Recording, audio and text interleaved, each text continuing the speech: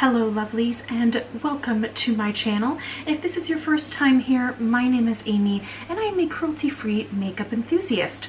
So today we're doing a new segment that I like to call the Coffee Corner, where I drink coffee and hopefully you can join me and have a coffee as well, and we can just talk about things that we just want to talk about.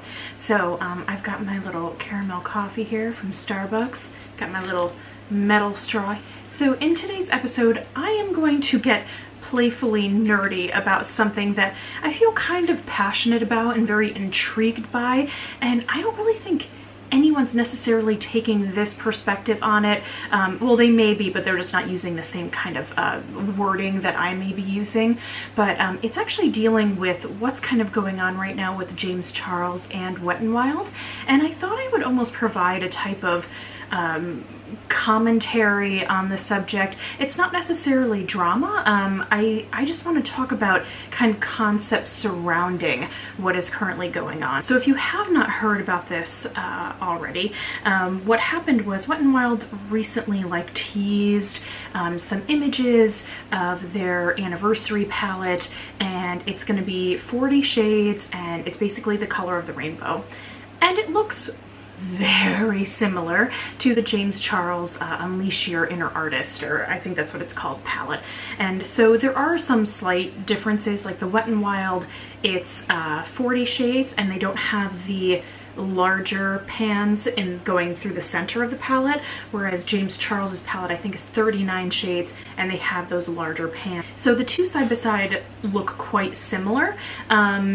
And Wet n Wild, I have notes down here, so you see me kind of keep looking down. I'm looking at my laptop for notes I typed. So Wet n Wild is going to be selling theirs for $19.99, which means that with 40 shades, every shade is less than $1. It's right under 50 cents. And then James Charles is $39 for 39 shades, so $1 per shade, right? And so what I wanted to talk about really is a concept that's most known or used in literature, and it's really a concept that sometimes no idea is exactly original. So a rainbow palette is not very original, and it brings me to this very nerdy discussion that I'm going to have on something that's called intertextuality. So intertextuality is normally used in literature, but I think we could kind of bend it a little bit to address other kind of topics of inspiration. So I'm going to read you the definition of intertextuality. So intertextuality is the shaping of a text's meaning by another text. It is the interconnection between similar or related works of literature that reflect and influence an audience's interpretation of the text. Intertextual figures include allusion, as in alluding to, quotation, plagiarism, translation, and parody. So in literature, right, the most common theory, I guess, is that Shakespeare wrote 10 original ideas, right? 10 original storylines. And if you think about it as an umbrella, right, you have those kind of 10 original ideas, and then everything else kind of trickles down from those ideas. So new ideas can be incredibly fresh, but most likely they've been inspired by something that has come before. I once took a class in graduate school, and it was about intertextuality with the Brontes, right? So I'm a huge 19th century English lit fan, and I love the Bronte sisters. So if you kind of take one of the most famous Bronte works, right, Jane Eyre by Charlotte Bronte, there's a character in Jane Eyre that's really more of an antagonist, and she's kind of there to get in the way between Jane and Rochester falling in love and being together, and that's the character of Bertha Mason.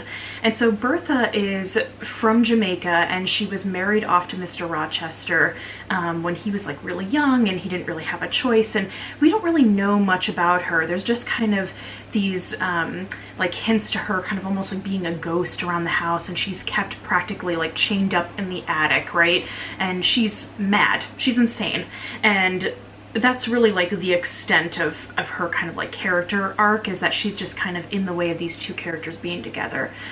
But if we expand upon that, we have someone like Jean Rhys, or Jean Rhys, I don't know, I think it's Jean Rhys, I don't want to butcher her name, but now she was a Creole woman who who was born in the Dominican.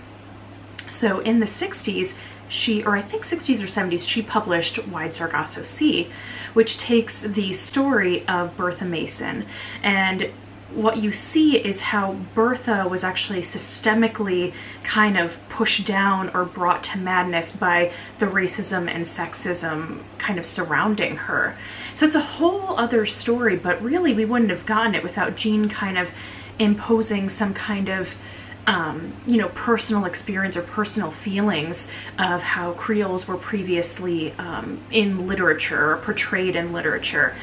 And this brought forth a whole new subdivision of female literary criticism and the concept of the mad woman in the attic, right? So this 19th century mad woman that was so prevalent in theater works during that time and how it's inspired things today. You can even see this inspiration to this day in Guillermo del Toro's film Crimson Peak. Jessica Chastain's character is a mad woman in the attic, right? She's like flying down the stairs with like her dress billowing behind her, holding a cleaver, and it's a clear inspiration. At least I particularly thought it was a clear inspiration that I was seeing. Gothic literature inspired type mad woman. Yeah, do you get where I'm going with this? So I digress. I got super nerdy there. But basically what I'm trying to say is that no real idea, who can we say has really created this original idea? And is it stealing if you get inspired by another piece of art? So we can clearly see this concept of like intertextuality, even though we're not really talking about literature, we're talking about makeup, but we can really talk about it in so many other forms like music, film, architecture. There are so many ways that we can see inspiration here. But does that mean that just because someone's inspired by something, does it mean that it's necessarily stealing? If it's not an exact like a duplicate of something. So if we talk about music, right, we wouldn't, rock music in particular, why were so many like rock musicians that came over from Britain like in the 60s and 70s, they would not have the sound that they had if it weren't for the time and the place in which they were born, right? So rock music wouldn't be what it is if it wasn't for jazz and blues music that built kind of the building blocks to rock music. So a lot of these artists from the 60s and 70s were actually born in post-war, so post-World War II England. And what's very interesting about that is that so many of our Black American soldiers that were serving over in the UK at the time during World War II brought a lot of their music over. So they shared their music with a lot of the British people, particularly British men that they may have served with at that time. And the British people kind of liked that music, and then they raised their children with that music. And there was a lot less, there wasn't segregation in England like there was in America at this time. So they're clearly inspired by beats of blues music. Like how many people from like the Rolling Stones, the Beatles, Eric Clapton were inspired by people like Muddy Waters, Robert Johnson. So many of them were inspired by Muddy Waters, like Crossroads, I went down to the crossroads, got down on my knees. That is alluded to in so many rock songs. And you wouldn't have that particular sound if it wasn't for what inspired them before. And musical artists have been doing this for years. I think it was John Lennon and James Taylor. I don't know which songs, but John Lennon was inspired by a line from James Taylor and put it in one of his songs. And when James Taylor was interviewed about it, James Taylor said, "Oh, well, that's great, because I was actually inspired by one of John's songs and I borrowed a line from him." So leading this all back into like the makeup commentary, whatever you want to call this, can James Charles really be upset by Wet n Wild being inspired by an idea of his and expanding upon it? So an interesting thing about this is that Wet n Wild has never put out a palette that has like a black background like that and looks very much similar to a Morphe palette. Wet n Wild has always had those, let me see, is it 9-pan? Yes, 10-pan palettes. They normally retail around $6. And so those palettes have always been inspired by other palettes. So if you look at their Rosé in the Air palette, that's clearly inspired by Modern Renaissance. But so many other companies were inspired by Anastasia Beverly Hills' Modern Renaissance. The warm-toned berry shades for fall. I mean, everyone put out a palette like that. And what Wet n Wild was doing was they weren't, replicating the layout that Anastasia Beverly Hills did, right? So they completely changed it. They were clearly inspired, but not every color is an exact dupe, and they don't have the same amount of shades or the amount of shadows that ABH had. Same thing with there's like a peachy palette that they had. It's not an exact dupe for Too Faced Sweet Peach palette because there's like a blue in there, and so things are like inspired, but it's their own particular layout that they created, and it's giving the consumer something at a more affordable price. So Wet n Wild was clearly inspired, but they weren't exactly copying. Now, there are so many companies out there that actually dupe palettes, right? They make it more affordable. They were giving people really affordable options to very expensive palettes that maybe the average consumer couldn't really afford. I'm thinking about this in fashion too, right?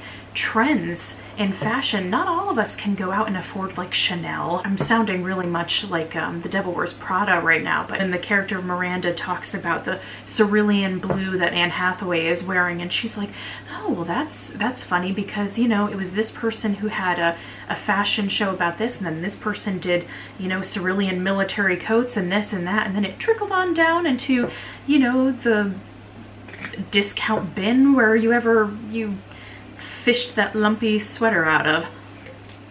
But not everyone can really afford expensive designer clothes, so there are dupes out there at more affordable stores. Trends kind of trickle on down and they become more affordable, and we buy them as consumers. So here's the thing, I haven't seen this Wet n Wild palette necessarily swatched, right? For all we know, they can swatch completely different, like the shades can be different undertones. We don't know if it's an exact dupe. But here's the very odd thing, and where I may play slight devil's advocate to James Charles when I say that I think that Wet n Wild definitely did this intentionally. I think they showed a glimpse of the palette. They have never done a huge palette like this, like ever, and they've never made it look so much similar to someone else's palette, like some other dupe brands might do, right? So I think they've probably been hurting. They may have been hurting, especially after their scandal when we found out that they weren't cruelty-free anymore, right? So I myself am still a little bit salty about that just because Wet n Wild was one of my favorite brands. I think they did this for attention. I think they knew that people would go out and run out and buy this to see if it was comparable to James Charles' Unleash Your Inner Artist palette. I think they knew that it would get people talking, and then when you get people talking, people are interested, and people will pick it up to see, is it worth it? Is it really worth every shade? If every shade is under 50 cents, is it a good palette? And if it is, well then who needs Morphe? Who needs, James Charles? So it's really, really interesting. And I find it interesting too that a business would kind of go like head to head with James Charles in regards to this. So when he called them out, they're like, oh, well, we didn't invent the price. So it's kind of like this sassy clapback. But then also afterwards, when James Charles said, I'm going to get my lawyer involved, Wet n Wild instead releases the name of the manufacturer from Morphe and where all the shades of his palette came from. So I definitely think they're stirring this up intentionally to get more attention, because any press is good press, right? It keeps you in the forefront and people are going to still be interested in you. That being said, James Charles did not invent the rainbow.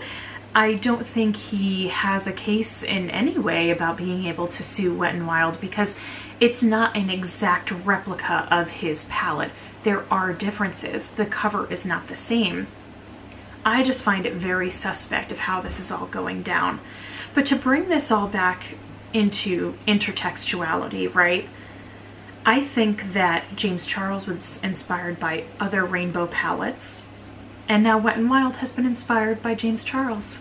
So that is it for this video, my friends. I just wanted to share kind of my thought process behind this whole thing and kind of where my mind was at. Hopefully this wasn't too boring for you. Hopefully it was something kind of interesting. So thank you so much for joining me and having a coffee with me. And if you like this content, please remember to like and subscribe down below. And until next time, remember to stay compassionate and chic. Bye guys!